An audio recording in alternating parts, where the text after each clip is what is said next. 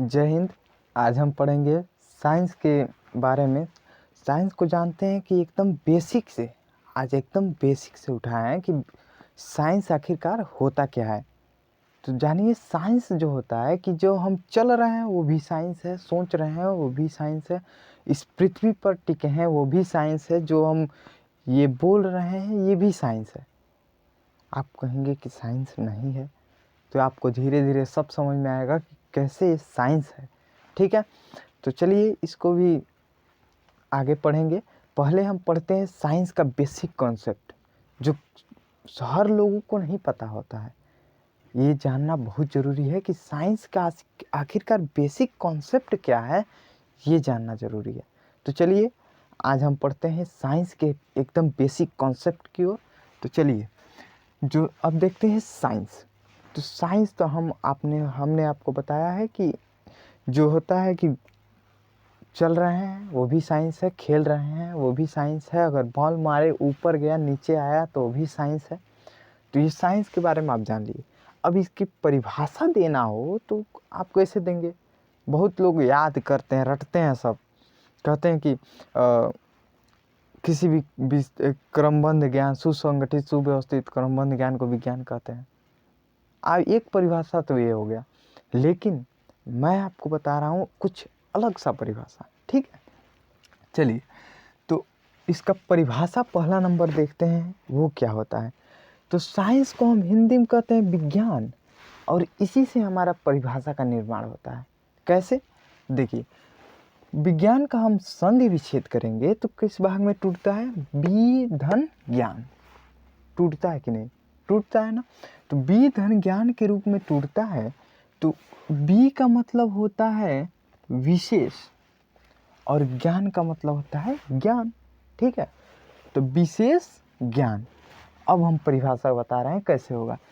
किसी भी प्रकार का विशेष ज्ञान ही विज्ञान कहलाता है।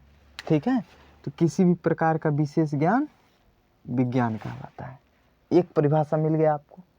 चलिए ठीक है, अब देखते हैं दूसरा परिभाषा। जो आप बोलते हैं ना, किसी भी विषय का सुसंगठित सुव्यवस्थित क्रमबद्ध ज्ञान को विज्ञान कहते हैं, उसी पे एक आधारित है। छोटा सा अगर आप बोलना चाहते हैं तो बोल सकते हैं किसी भी विषय का क्रमबद्ध ज्ञान विज्ञान कहलाता है। कैसे? क्रमबद्ध का मतलब क्या होता है? जैसे छोटा से लेकर बच्चा बड़ा होता है, बड़ा होते होते बुढ़ापा आ जाता है, बुढ़ापा के बाद मर जाता है। ठीक है, तो वही जो क्रम से बात की जाए, क्रम से उसके बारे में बात की जाए, बच्चा था तब से लेकर के अंत समय तक। ठीक है, अंत समय तक की बात की जाए, तब तक का ज्ञान जो होता है ना, वही क्या कहलाता है? क्रमबद्ध ज्ञान कहलाता है। ठीक है, चलिए आपको परिभाषा समझ में आ गया होगा। अब देखते हैं इसकी उत्पत्ति कहाँ से हुई है। किसी भी चीज़ की उत्पत्ति जरूर होती है।